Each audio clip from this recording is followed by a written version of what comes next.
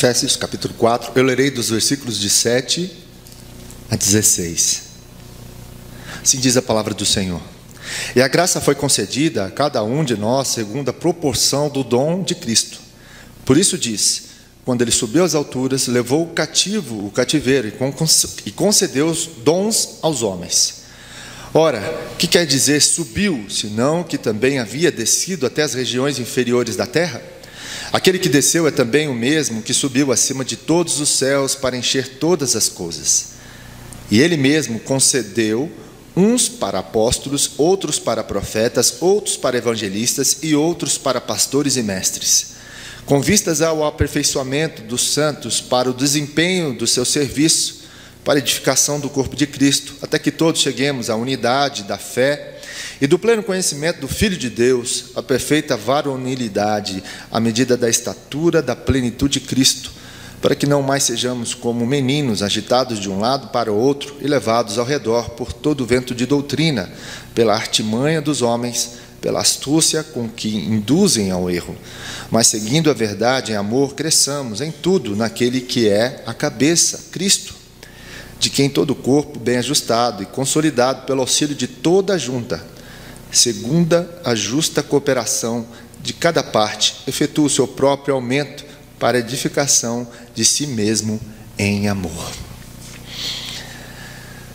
Meus queridos, eu quero trabalhar com os irmãos, para que os irmãos reflitam mais sobre um tema que nós vamos percorrer alguns domingos, a respeito do que Jesus nos chamou para fazer, que é ser discípulo. O que é ser discípulo? Nós vamos usar textos da Bíblia para que nós entendamos o que é ser discípulo de Jesus.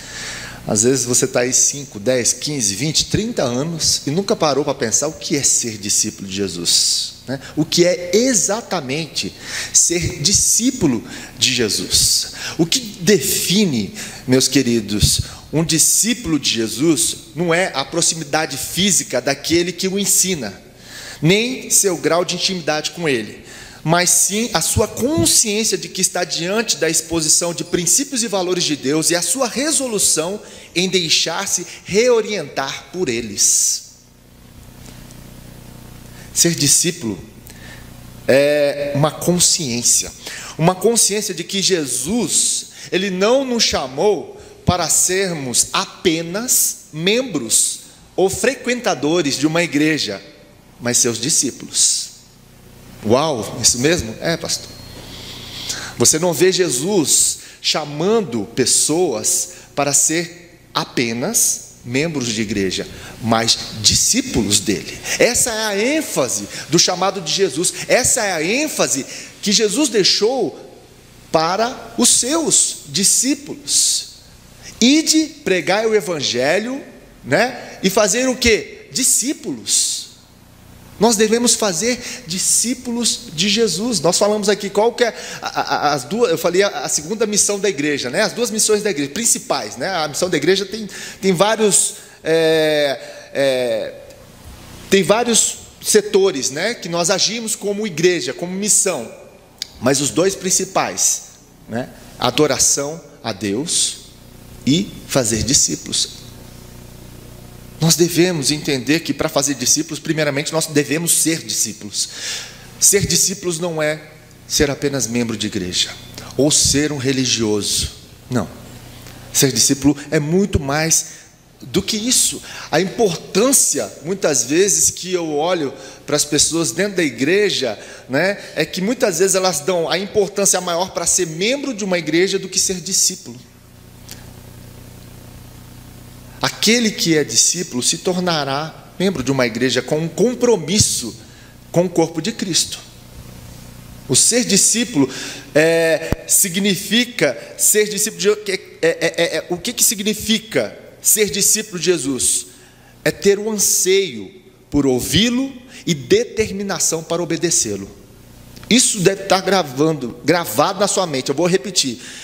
O que significa ser discípulo de Jesus? É ter o anseio, a vontade, o desejo de ouvi-lo, ouvir a sua palavra, ouvir as escrituras, o seu evangelho, e ter a determinação de obedecê-lo. É isso que Tiago disse. Nós estudamos aqui a carta de Tiago. Ele diz que nós não devemos ser apenas ouvintes, mas obedecê-lo. Temos que ouvir e obedecê-lo. Isso significa ser discípulo de Jesus. É ter essa consciência plena de que nós precisamos desejar seguir o Mestre, seguir os seus mandamentos e obedecer. Multidão não tinha esse compromisso de discípulo, tanto é que é multidão. Jesus chama do meio da multidão pessoas para serem discípulos, pessoas para seguir os seus mestres, para seguir os seus passos, para seguir os seus exemplos. Foi para isso que Jesus nos chamou. Se hoje você está aqui e foi chamado, convocado por Cristo para adorá-lo, para bendizer o seu nome, para exaltá-lo, para derramar o seu coração, para ofertar a sua vida a Ele e também congregar juntamente com os irmãos, onde nós estamos sendo abençoados uns pelos outros aqui, é porque você tem que ter esse entendimento que você está aqui porque você quer seguir Jesus, porque você quer obedecer a Jesus, porque você faz parte do corpo de Jesus, que é o cabeça da igreja.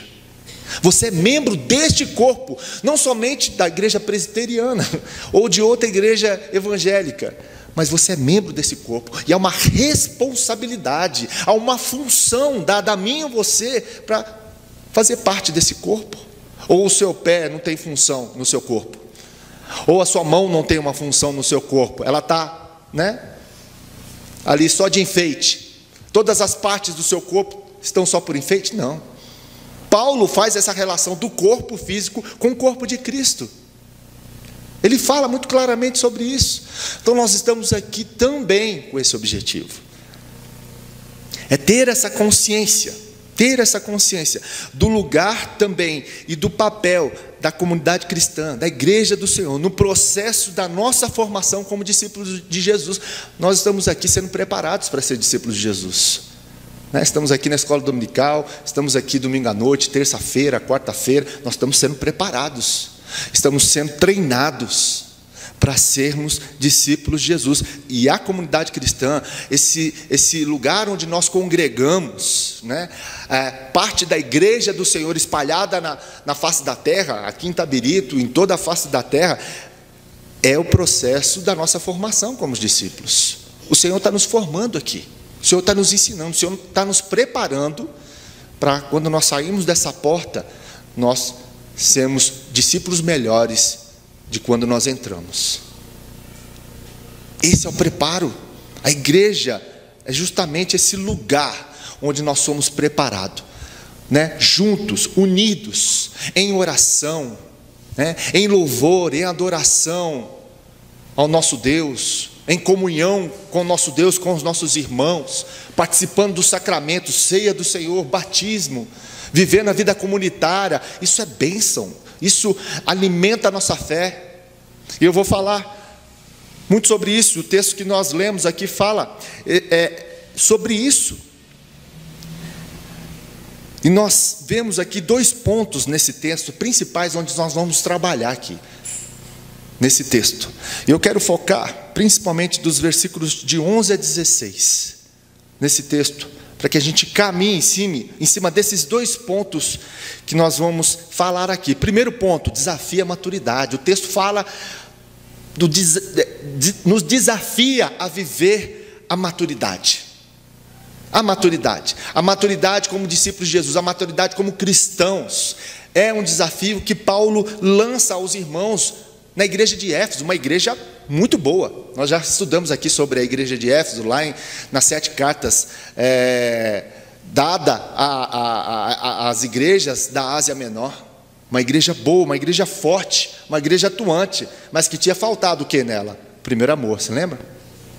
Tinha faltado o primeiro amor. Volta ao teu primeiro amor. Essa é a disciplina, essa é a convocação, essa é a ordem que Deus dá. Olha, vocês são uma igreja maravilhosa, mas volta ao primeiro amor. Começa a fazer as coisas por amor, não por religiosidade, não apenas por serem membros da igreja de Éfeso, mas porque vocês amam a Jesus e vocês são discípulos dele. Vivam em amor, vivam na maturidade do Senhor, vivam amadurecendo a fé dia após dia. Olha o que o versículo 13 diz aí do capítulo 4: até que todos cheguemos à unidade da fé. A unidade da fé. Para termos maturidade, nós precisamos alcançar a unidade da fé. E isso é muito sério, isso dá muito trabalho. Isso requer de nós humildade, para reconhecer muitas vezes que nós não somos dono da verdade, o que achamos é melhor para a comunidade. Não, nós devemos caminhar na unidade da fé, unidade, juntos, né? Naquilo que nós cremos, naquilo que nós cremos. O que nós cremos? Tem lá o credo, né? Creio em Deus Pai Todo-Poderoso. Nós vamos estudar o credo aqui também uma hora. Nós cremos em Deus Pai Todo-Poderoso, Criador dos céus, da terra. É nele que nós cremos, é nele que vivemos. Ele é a essência da nossa vida. Jesus é a essência da nossa vida.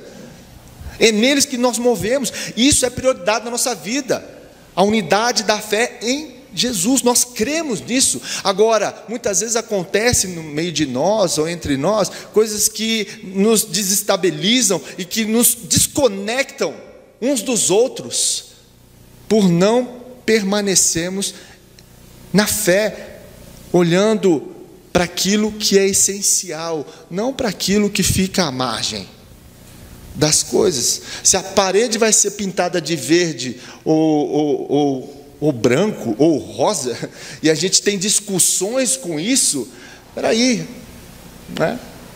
Nós não estamos nos unindo na fé, e isso não é prioridade, isso é secundário.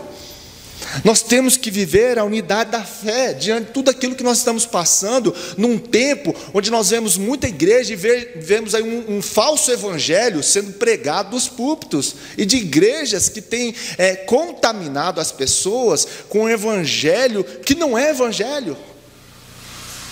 Nós temos que ter cuidado com isso e proteger e defender esse evangelho que é puro, que é simples, vivendo em unidade da fé, nos fortalecendo uns com os outros, deixando as coisas que são de tão significado para a margem. Eu não vou brigar por causa disso, eu não vou discutir por isso, mas nós devemos viver na unidade da fé, alcançar. É isso que Paulo está falando de maturidade.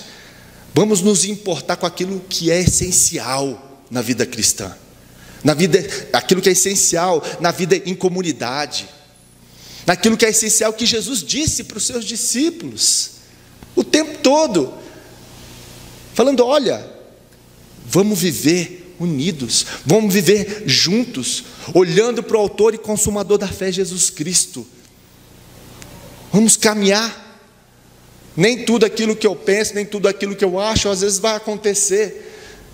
E se eu der a minha opinião e não der certo, e o outro... Meus irmãos, não nos preocupemos com isso, nos preocupemos com a essência do Evangelho, que é Jesus, naquilo que cremos, né? nas pessoas, tanto aqui dentro como as lá de fora, que estão carentes de Jesus, que precisam ver o amor entre nós, que precisa ver a unidade entre nós. As pessoas lá na igreja primitiva, de fora, olhavam para a igreja primitiva e elas viam a unidade da igreja primitiva, a comunhão da igreja primitiva, eles lutando por um só interesse, porque eles foram batizados em um só batismo, em um só Espírito, viviam isso na transparência, na sinceridade de coração, no desejo, né, de serem um em Cristo Jesus, um corpo em Cristo Jesus. E aí as pessoas olhavam lá de fora: peraí, esse povo é diferente, esse povo se ama, é uma família em Cristo, tem as suas dificuldades, tem as suas diferenças, mas eles deixam as diferenças de lado e caminham num só propósito. E eles eram conhecidos pelo amor que havia entre eles, porque quem ama, o que faz?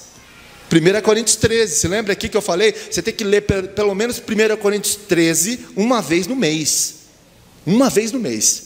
Todo discípulo de Jesus tem que ler 1 Coríntios 13, pelo menos uma vez por mês. Para a gente aprender a amar todos os dias. Porque a gente precisa. Porque a gente é egoísta, a gente é orgulhoso, a gente é prepotente, a gente é soberbo. A gente quer que o mundo gire em torno de nós. E nós precisamos viver o amor, a unidade na fé. É isso que nós queremos. Em quem? Que ele diz aí. Ele continua, no versículo 13. Até que chegamos à unidade da fé e do pleno conhecimento de quem? Do Filho de Deus. Então tudo, meus irmãos, tem que estar centrado em Jesus. O que nós queremos aqui fazer? Conhecer Jesus. Conhecer Jesus. Para que nós venhamos a conhecer Jesus. Por isso a unidade da fé. Por isso caminharmos na mesma fé. Porque qual que é o nosso objetivo aqui? É conhecer Jesus. É conhecer a Ele. É saber quem Ele é. Tudo é centrado em Jesus, meus irmãos. Foi o que eu disse aqui no começo do culto. Toda a nossa adoração, toda a nossa devoção, toda a exaltação é a Jesus. É a Jesus. Por isso o desejo que tem que ter no nosso coração de conhecer a Jesus. Conheçamos e prossigamos em conhecer a Deus, em conhecer a Jesus. Não é isso que diz lá em Joel capítulo 6, versículo 3, Amós capítulo 6, versículo 3? Conheçamos e prossigamos em conhecer a Jesus. Esse é o nosso desejo. Essa deve ser a nossa caminhada. O que eu conheço de Jesus hoje, eu preciso conhecer mais amanhã, e depois de amanhã, e sempre ter esse desejo. Por quê? Deus é perfeito, Deus é infinito. Aquilo que os anjos, lá em Apocalipse, quando eles estão adorando a Deus, e tem o versículo que diz, enquanto os anjos, serafins e querubins adoram a Deus, eles dizem o quê? Santo, santo, santo, aquele que era, aquele que é e aquele que há de vir. Sabe qual é o significado daquilo lá?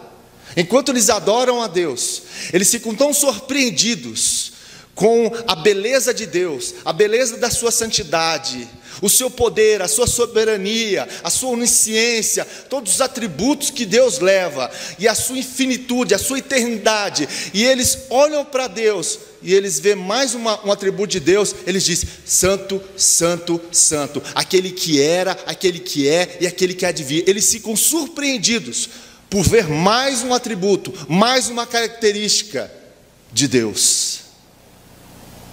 Os anjos, os serafins e querubins, eles conhecem a todo tempo uma faceta de Deus, e eles ficam de boca aberta diante desse Deus eterno. E assim deve ser nós, ter esse desejo no coração de conhecer a Jesus todos os dias. A nossa vida tem que estar centrada em Jesus e ter esse desejo de conhecer a Jesus, porque aí nós vamos continuar o texto, o versículo dizendo, o versículo 13, a perfeita varonilidade. O que é isso? Varonilidade, traduzindo para uma palavra melhor de entendimento, que cheguemos à maturidade. Ser varonil é chegar à maturidade. Outras traduções falam a respeito de maturidade, para que então cheguemos à maturidade. Como que a gente vai chegar à maturidade? Quando nós conhecemos o Filho de Deus. E como que nós conhecemos o Filho de Deus? Através da unidade da fé. Então nós vamos alcançar essa unidade da fé, vamos viver em comunhão, crendo em Jesus Cristo, para que nós então conheçamos Ele e chegamos à maturidade. Olha o texto, olha o versículo, como que ele é trabalhado, como um degrau. E aí nós vamos ser maduros, na fé. Eu já falei aqui, e repito mais uma vez, o que é maturidade? Uma das definições de maturidade. Maturidade é ter o quê? Um coração sensível e uma pele grossa. O que é imaturidade? É ter um coração duro e pele sensível. Às vezes tem pessoas de 5, 10, 15, 20 anos de igreja que são imaturas.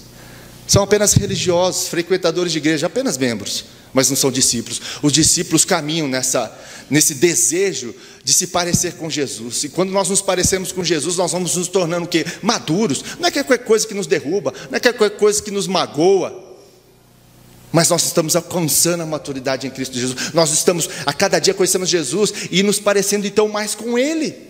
Oh, que coisa boa, coisa linda. É isso o propósito que Deus nos dá. Atingindo o quê? Olha aí, o versículo termina dizendo: a medida da estatura da plenitude de Cristo. Nós vamos atingindo essa medida da plenitude de Cristo, nós vamos nos parecendo com Ele. Você já andou com pessoas que você tem bastante intimidade? O que acontece quando você anda muito com uma pessoa? Aprende os hábitos, não aprende? Você acaba falando como ela, ele como você. Vê um casal, não é interessante? Às vezes você reage assim, nossa, né? Aí, às vezes você está lá, né? Situações que você fala assim, nossa, eu estou agindo como meu marido. Eu estou falando como minha esposa, de vez em quando. Acaba você pegando coisa dela e ela coisa sua. Uma mescla, acaba isso. Os filhos são assim, né? Você vê assim, nossa, parece minha mãe, parece meu pai. Por isso que eu dou uma dica para quem quer casar. Quem quer casar? Deixa eu ver aqui. Opa, está querendo casar? Tem um aqui, ó. Tem um corajoso aqui, gente. Aí, tá vendo? Aqui tá tudo corajoso. Já foi corajoso. Quer casar. Ele está do lado da sogra ali, já deu. Ó, já ganhou um ponto aí, hein, sogra? Qual que é a dica que eu dou? Você quer casar com uma pessoa, uma menina? Olha como é que ela trata os pais. Olha como é que ela trata o pai, principalmente, né? Como que ela lida com isso? Porque o jeito que ela tratar o pai é como ela vai tratar você quando casar, né? E o contrário é a mesma coisa.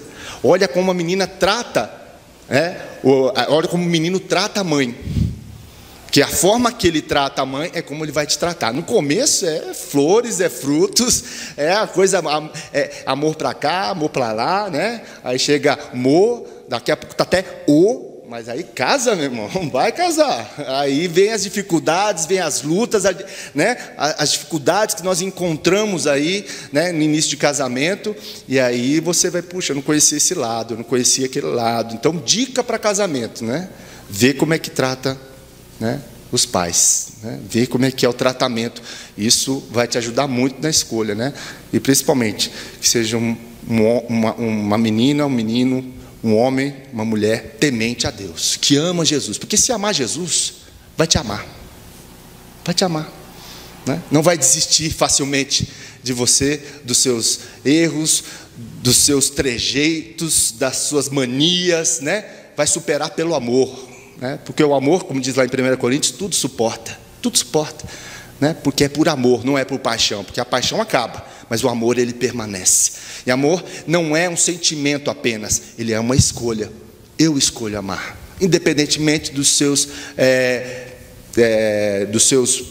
suas imperfeições, das suas falhas, dos seus pecados.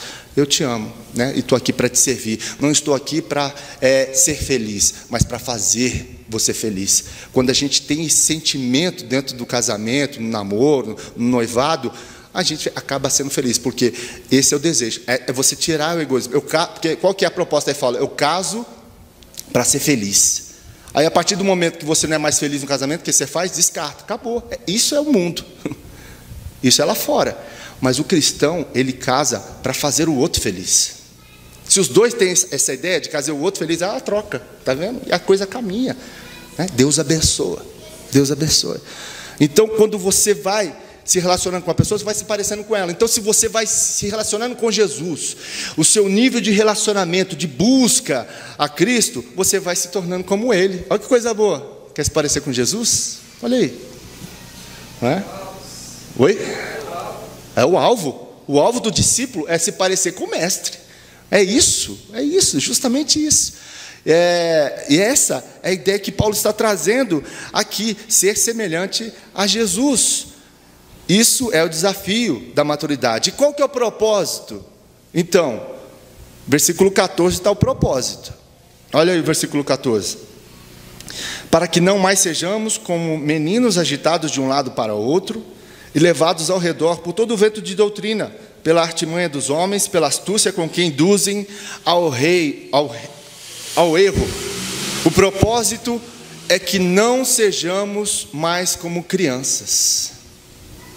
Não sejamos mais como criança. Esse é o propósito. E quem, né, já teve criança, hoje está mais adulto, né? Eu estou com um pequenininho lá em casa, né? O propósito é esse. Porque o que uma criança ela não tem? Imaturidade emocional. Ela não tem maturidade emocional. As suas emoções, elas estão sendo formadas. Quando ela é pequenininho, né? Uma criança pequena, o que acontece? Às vezes assusta os pais de primeira viagem. O Wagner está aqui. E a criança, ela chora de noite e de dia. Eu vi o Wagner às vezes diz: pai, está chorando de dia e de noite. Não contaram isso para ele não assustar muito, né? E ela chora porque ela não sabe se expressar emocionalmente. A criança chora porque ou ela está com dor, ou ela está com fome, né? Enquanto menor é só choro. A única coisa que ela consegue se comunicar é o choro. Porque ela não tem maturidade emocional. Não tem essa capacidade emocional de discernir as suas emoções. Esse é o propósito que Paulo está falando para os irmãos lá. Não seja como criança. Para que vocês, então, o propósito da maturidade é justamente isso. Para que vocês sejam emocionalmente equilibrados diante de todas as situações que você venha passar. Seja ela na família, no relacionamento de marido e mulher, nos relacionamentos com seus pais, na escola, universidades, trabalho, para que sejamos maduros emocionalmente. O propósito, então, que não sejamos mais como crianças, também é a incapacidade de discernir entre o certo e o errado. A criança não tem essa capacidade de discernir aquilo que é certo ou que é errado. Ela não tem isso. Ela não consegue discernir o que é certo, o que é errado. Não consegue. Ela tem dificuldade, né? Você fala lá: olha, não põe o dedinho na tomada. Aí o que acontece, né? Você fala uma, duas, três, vai lá, peraí, deixa eu ver o que é, né? Se é realmente, né? Pelo fato de você falar, aí vai lá e faz realmente. Não tem essa habilidade de discernir aquilo que é certo ou errado.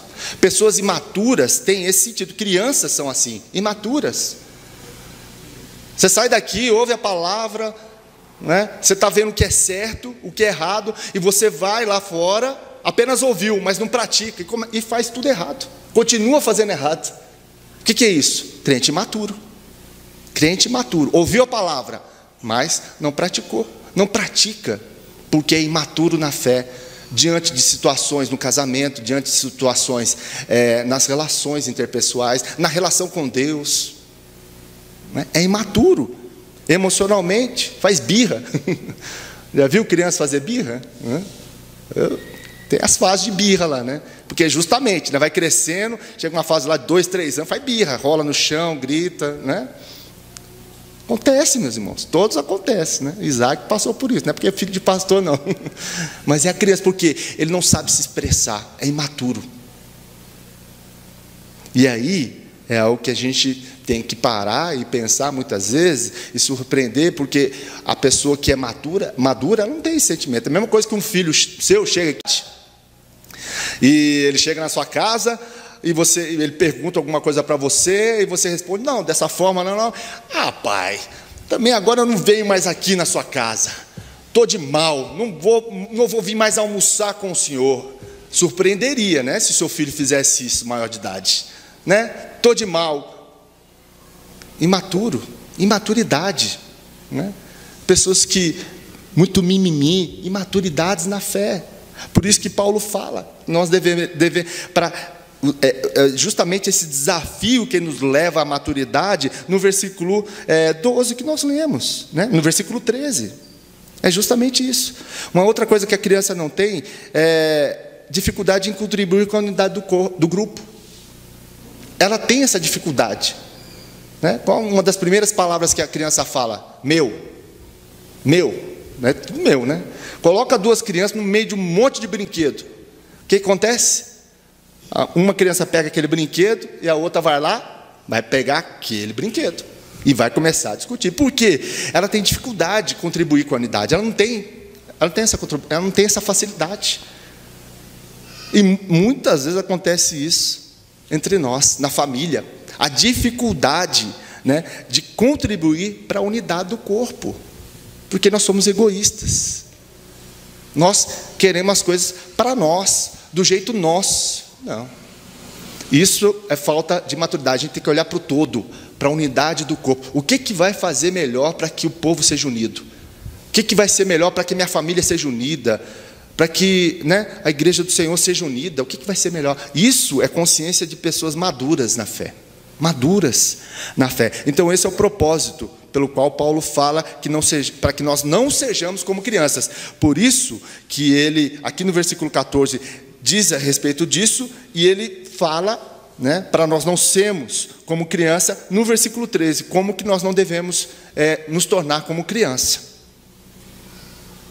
E aí, esse é o primeiro ponto do desafio da maturidade. Versículos 12 e 13, nós falamos sobre isso. E agora, o segundo ponto é falar sobre o lugar e papel da comunidade cristã. Qual que é o meu lugar e o seu papel na comunidade cristã? Ele vai trabalhar isso agora. Versículo 11, o que diz?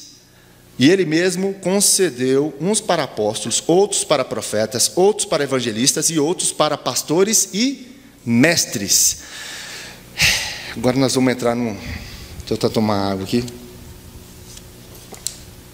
Num ponto polêmico, um versículo difícil. Mas, diante de uma dificuldade de um versículo desse, a gente vai usar aqui João Calvino, né? De como que ele interpretou. A gente vai para o pai Calvino, que o papai nos ajuda aqui a entender melhor de como que esse versículo ele é dividido. João Calvino, um dos maiores teólogos que teve, muitos teólogos, né, pastores, líderes, entendem que depois de Paulo, João Calvino foi um dos maiores teólogos que se passou. E ele tem uma sensatez muito forte. Diante de um versículo desse, João Calvino ele diz o seguinte, que apóstolos, profetas e evangelistas são período em que eles viveram um período bíblico. Pastores e mestres, período pós-bíblico. Como entender isso?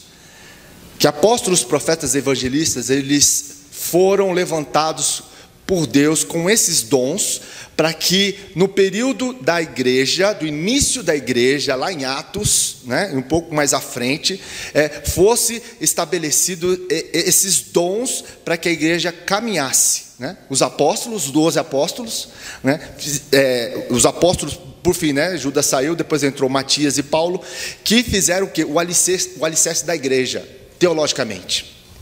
Né? E foi por aquele tempo. Os profetas foram usados o quê? No Antigo Testamento. E os evangelistas também no Novo Testamento. Por exemplo, Lucas era um evangelista.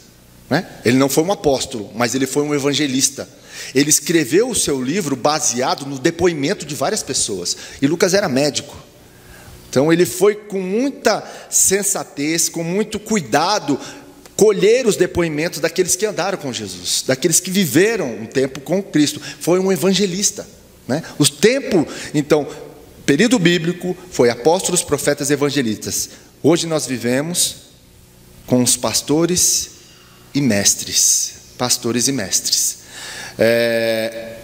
Esse é um ensinamento que nós entendemos a partir de João Calvino, e muitos reformadores também aderem a essa divisão, né, que nós vivemos hoje, porque a gente tem que tomar muito cuidado com o que é falado aí fora, principalmente nas igrejas, né? Os apóstolos, Augusto Nicodemos, reverendo Augusto Nicodemos, já falei aqui, né, sobre ele fala que apóstolo bom é apóstolo morto, né? Já foi, passou. Hoje nós vivemos o tempo de pastores e mestres. Pastores são aqueles que cuidam, que orientam o rebanho. Mestres, pastores e mestres têm algo muito parecido. Quando nós lemos pastores e mestres aqui, eles são muito próximos. Os mestres são aqueles que ensinam, que sistematizam, né, o ensinam. Então, é autoridade local, pessoal, que Deus colocou para cuidar do seu povo, para cuidar do seu rebanho. Então esse é o lugar, é o papel da comunidade. Nem todos foram chamados para ser pastores e mestres. Nem todos, né? E apóstolos, profetas e evangelistas já se foram no tempo bíblico. E aí nós temos os nossos dons, né? Os nossos dons que nós entendemos que foi Deus que deu ao seu povo, que deu àqueles que fazem parte do seu corpo, para que houvesse então a edificação do corpo de Cristo. Dons foi dado ao povo de Deus, para que o meu dom edifique a sua vida, e o seu dom edifique a minha vida, a vida dos irmãos. Cada um tem um dom dentro da igreja. Cada um foi dado por Deus um dom. Se você é um cristão, se você é um filho de Deus, Deus te deu um dom para a edificação do corpo de Cristo. Tem mais de 30 dons na palavra do Senhor. Tem mais de 30 dons. Ah, mas pastor, eu não sei meu dom. Sirva na igreja. Seja quem você é, tenha o desejo de servir, e você vai saber qual é o seu dom. Não necessariamente, quando você não sabe o seu dom, você não quer dizer que você não tenha. Você tem. Se você é uma nova criatura, se você for regenerado em Cristo Jesus, você tem um dom. 1, ou 2, ou 3, ou 4, né? Mas tem dons para a edificação do corpo de Cristo. E qual que é o propósito? Né? Lá, versículo 12, olha aí. Qual que é o propósito, então, dos dons? Com vistas ao aperfeiçoamento dos santos, para o desempenho do seu serviço, para a edificação do corpo de Cristo. Então, os dons aqui, né, dado por Deus, por exemplo, no meu caso, que foi dado para que eu fosse pastor, né, para que eu seja pastor, é para equipar vocês, para que vocês fossem preparados, né, para a boa obra, para o ministério que Deus deu a cada um de vocês, para o chamado que Deus o deu. Então, vocês estão sendo capacitados. O propósito é equipar cada discípulo, para que eles sejam fluentes no dom dele, nos dons e talentos, né, que Deus te deu. Não necessariamente para trabalhar exclusivamente na igreja como pastor, né, como mestre. Mas Deus te levantou como engenheiro, como médico, como cozinheiro, seja lá o que for, né? Vigia, aquilo que você faz, aquilo que Deus te chamou, né? Para fazer segundo a sua vontade. É interessante que nós devemos entender que nós somos chamados para ser discípulo. E nós temos muito isso, né? Porque quando as pessoas falam assim para você, a gente falou um pouco isso hoje pela manhã, né? Quando você fala quem você é, né? O que você faz, né? Primeira coisa que você fala, não, eu sou engenheiro, tal, faço isso e tal. É interessante que nós temos esse viés, né? Quando nós olhamos, por exemplo, para o muçulmano, o que ele diz, né? O que você faz? Ele, primeira vez, eu sou muçulmano. E eu faço engenharia. O judeu é a mesma coisa. Eu sou judeu. Eu faço medicina. Alguma coisa nesse sentido, né? Da profissão dele. Porque ele entende que ele foi chamado para ser discípulo da sua fé, né? E nós temos que entender que nós somos chamados para ser discípulo de Jesus. E as capacitações que Deus nos deu para que nós viéssemos a exercer no mercado de trabalho, em qualquer outro lugar, é para que nós sejamos bênção lá. E aquilo que Deus nos deu é para que nós pudéssemos, então, abençoar as pessoas. Abençoar. Seja lá o que você faça, faça para a glória de Deus. É isso que a Bíblia fala. Quer comais, quer bebais, façais tudo para a glória de Deus. Para a glória de Deus. Então, aonde você está, onde que Deus te plantou, é para que você seja uma bênção. Use os seus talentos ali. Use os seus talentos. Use aquilo que Deus te deu. O dom que você também usa dentro da igreja, ele fluirá também onde você está. Ele fluirá. Mas sabendo que o dom, primariamente, ele edifica o corpo de Cristo. Mas você não deixa o seu dom aqui, né? Peraí, eu estou entrando na igreja, vou deixar meu dom aqui e vou servir no meu trabalho. Não, você acaba levando o seu dom também. Você é uma pessoa inteira. E você acaba abençoando as pessoas com os dons e talentos que Deus te deu. É isso que nós precisamos entender. Então, o propósito em que Deus designou aí, a nós, no versículo 12, com o fim de preparar os santos para a obra do ministério, é isso que ele fala, né? Com vistas ao aperfeiçoamento dos santos, para o desempenho do seu serviço, então, com o exercício dos dons, e também para a edificação. a nossa missão como corpo de Cristo. É isso que nós devemos entender, tanto aqui dentro como lá fora. A nossa vida não tem separação nesse sentido, é um todo, onde Deus nos abençoa, e nós estamos aqui para abençoar aqueles que Deus colocou ao nosso redor. E diante disso, nós queremos encerrar com o versículo 16, onde que ele diz que de quem todo o corpo bem ajustado e consolidado pelo auxílio de toda a junta, segundo a justa cooperação de cada parte, efetua o seu próprio aumento para a edificação de si mesmo em amor. Então nós estamos aqui, estamos sendo ajustados e consolidados pelo auxílio de toda a junta, contando com a cooperação de todos, para que assim nós possamos ser edificados em amor. Em amor. Paulo termina dessa forma, para que então, diante da vida com os irmãos e da vida lá fora, nós venhamos ter esse intuito de viver segundo discípulos de Jesus. Discípulos de Jesus, na maturidade e no lugar e papel da comunidade cristã que nós vivemos. Diante disso, eu queria que você refletisse sobre 3 questionamentos que eu quero fazer para você. Primeiro, você já tomou a decisão de ser discípulo de Jesus? Já tomou essa decisão? Não de ser membro, mas ser discípulo? Jesus já tem esse desejo no seu coração diante do que você ouviu aqui, segundo a palavra do Senhor?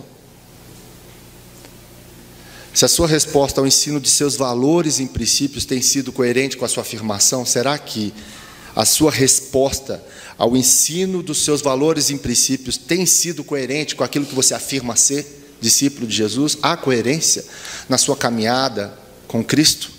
E terceiro, como que você tem vivido cada momento de discipulado no contexto da onde você vive como igreja, dessa comunidade local cristã? Como que você tem vivido a cada momento desse discipulado nesse contexto que nós vivemos? Que possamos refletir sobre isso e que possamos nos posicionar diante do que nós ouvimos e diante do que a palavra do Senhor diz para nós. Que Deus nos ajude a viver como discípulos verdadeiramente de Jesus. Vamos orar?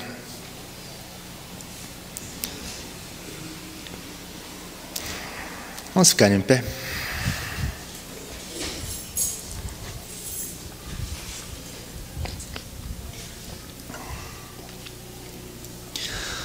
Senhor, nós mais uma vez diante do Senhor queremos agradecer pela Tua palavra, que é viva e eficaz, Tua palavra que traz nova todas as coisas em relação a antigas coisas, que estavam às vezes guardadas ou empoeiradas em nossos corações, mas que foi mais uma vez tirada pelo Senhor e trazido à luz para que nós viéssemos avaliar como tem sido a nossa caminhada diante do Senhor Jesus.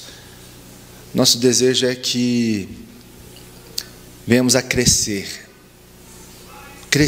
na fé, que possamos ser maduros na fé. Esse é o nosso desejo. O Senhor tem nos levado a esse caminho, para que nós venhamos a nos parecer mais com o Senhor, para que sejamos uma igreja diferenciada no sentido de viver a Tua palavra, de andar segundo aquilo que o Senhor nos chamou para viver.